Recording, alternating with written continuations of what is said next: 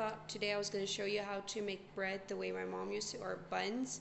So yeah, I have everything ready over here, and excuse the floor. Our floor always looks dirty no matter how clean it is. And so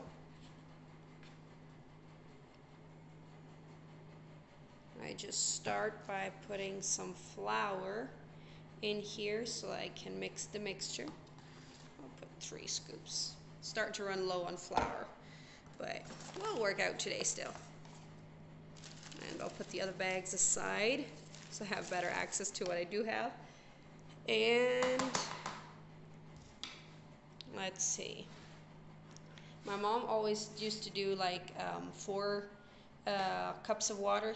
My mom always measured it by cups of water. So she always did a 4 cups of water recipe. I do it smaller because we don't use as much, we don't need as much. But then again, I also had 7 siblings, although for the most part 2 of them were at home. 2 tablespoons of sugar. This is just brown sugar, so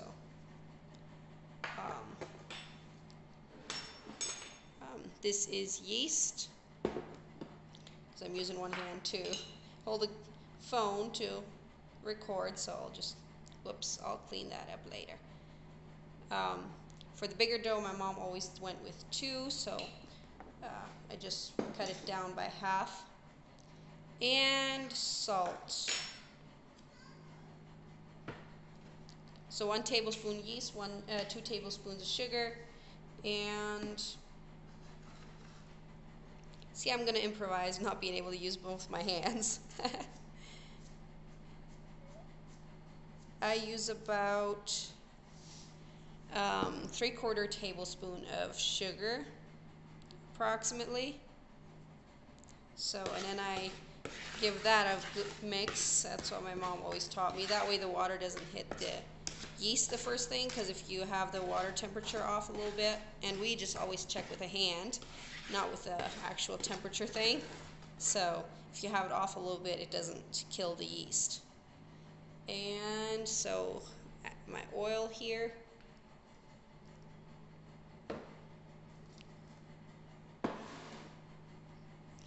And to oil ratio is 1/2 cup per 2 cups of water.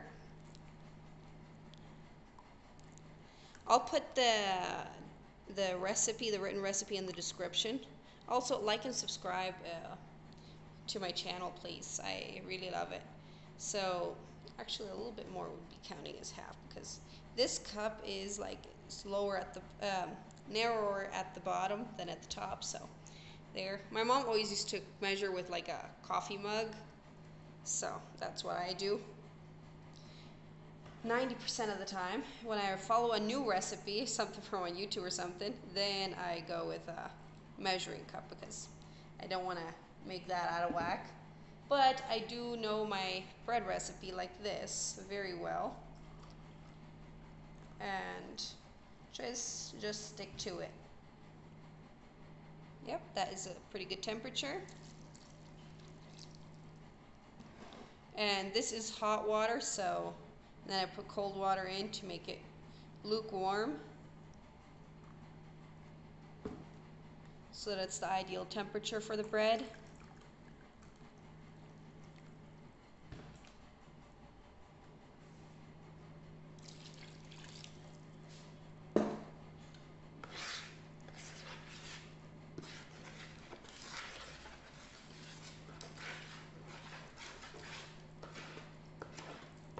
And then just start mixing in, mixing it. And right now it looks somewhat clumpy, but if you keep mixing it and just add a bit more flour, see, with the other stuff out, then it's visible there still enough for me to make it.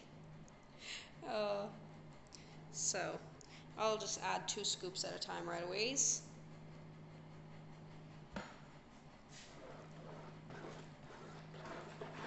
I know some people do the liquids aside and everything, but this is how my mom taught me, and it works fine for me. The only time I've ever had trouble with making bread was right after I got married. I've been making bread for years, and I always had to make like a big dough, um, at least double, sometimes triple of this one at home. And when I got married, I cut down the recipe so much that I just always ended up having a problem. I could not, if I made a big dough again, it was fine, everything worked out. But the problem was the first while I did not have a fridge at all when I got married. We had one, but it turned out it didn't work. So then we had to try and get another one. And that's just not like, yeah, like you go and get the first thing you find, and plus cost money, of course. So I didn't have a space to, freeze buns or something. So I couldn't make a whole big bread dough.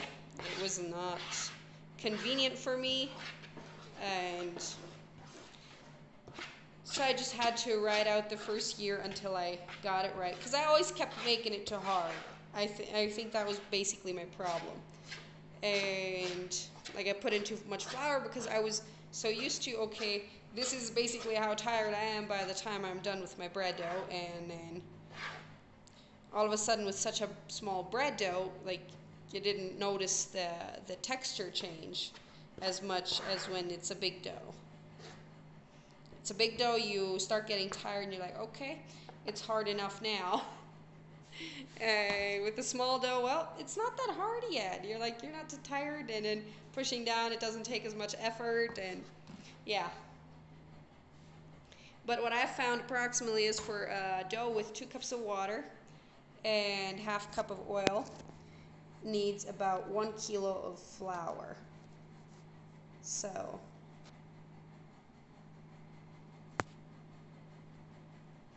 I just mix it for the first while, and then I start kneading it.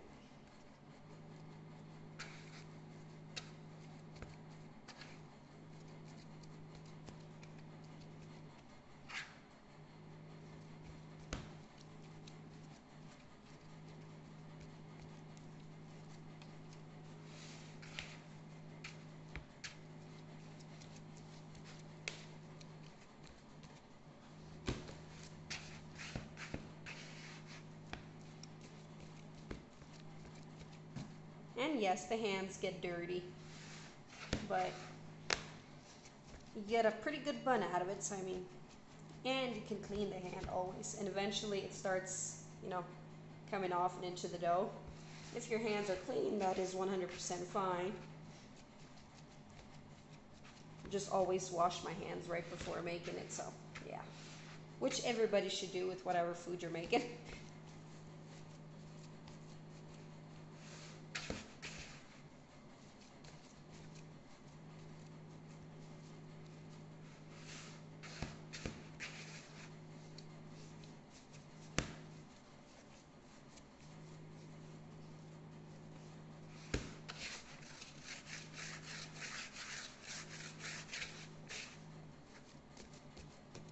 See, it's already getting a lot cleaner just by kneading.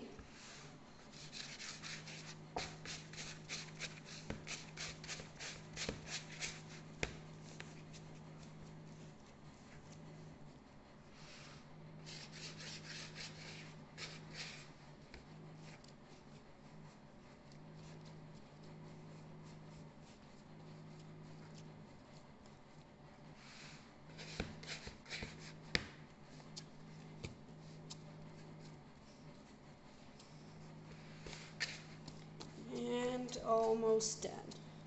As you can see, the bowl is starting to, get cleaner and cleaner, and it's not sticking anymore as much. So, and I always turn my bowl around and around as I go with the kneading.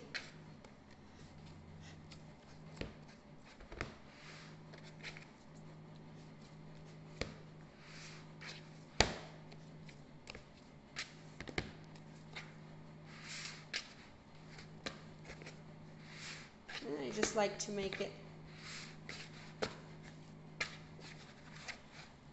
pretty.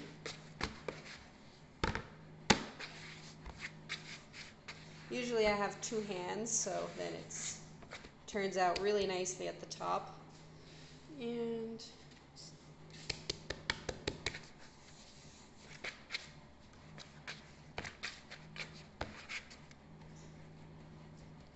see, and the rest of the dough I'll just wash it off. And that's going to be my bread dough. I will show you the rolling and once they're baked. So please hit the like and subscribe button, and if you would like more recipes that my mom has taught me over the years, I would be glad to share them, and more traditional Mennonite recipes. I'd be very happy to share them. Let me know in the comment section below what kind of recipes you would like to know. And if I don't already have them, I can ask any of my aunts to get them to me, so yeah, I can still show you how to make them. Thank you. Okay, so everybody, this is the dough. As you can see, it is a lot larger than it was before, so I am gonna roll my bread now, and I'm gonna just grab a little piece as big as I want my bun. Rachel, can you please hold it higher? My daughter is helping me with making the video, so yeah. There, and we press it down quite a bit. That's what my mom taught me, and my mother-in-law as well. Like my mother-in-law, she would go after and again and press it one more time after doing like each plate. Some people I know, they just cut pieces and roll both of them at the same time on the table. But I am not good at that. See, now when you have that happening, you just take a dab of oil. Rachel, a little bit more like this, okay? There. Thank you, sweetheart. Dab of oil and rub your hands. And ta-da! So I will quickly finish all of them, and I will show you the result in just a bit once I'm finished. Now I got them cut into pieces. I just do that quickly. And with these plates, I can put like 3 in a row and then 4 this way. So these are plates my mom actually has used for years and years and years. And when she passed away, I got these. So I have a wonderful new stepmom, but yeah, these are some that my mom used to use, which I will always appreciate and love for that. One of the reasons. Plus they are really, you know, as you can see, they're black. And that means the buns don't stick to the bottom as much. Plates like these for buns, you do want them to not get stuck, the buns to the bottom, so this is perfect. You just wash them with water, plain water, and if you don't have to, don't wash them at all. And yeah, I'll show you once I got them all rolled up. Now, as you can see, I have these all ready and rolled. It turned out to be 29 little buns. And as you can see, they've already started to rise. I just smush them down one more time. If not, sometimes they get like rounder at the top, and I prefer them a little flatter. If you don't mind that they're like rounder at the top, then just skip this next step and let them rise until they're ready to go in the oven. Oh, and one thing I forgot to say before is I put a towel over them when they start rising, so, or like when they want them to rise. Helps them to not dry out or like get a dried out top. And yeah, just keep them also warmer so that they rise quicker. I'll show them to you again once they're about to pop in the oven.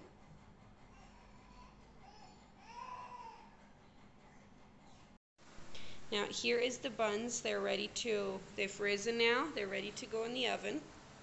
So I'm gonna put them in.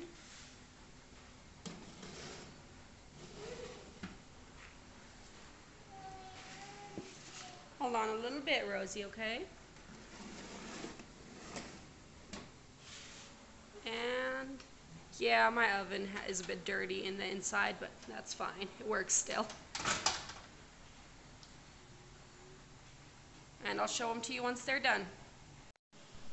Now this is these fresh out of the oven. I usually like to, just put them on the side so they don't sweat at the bottom.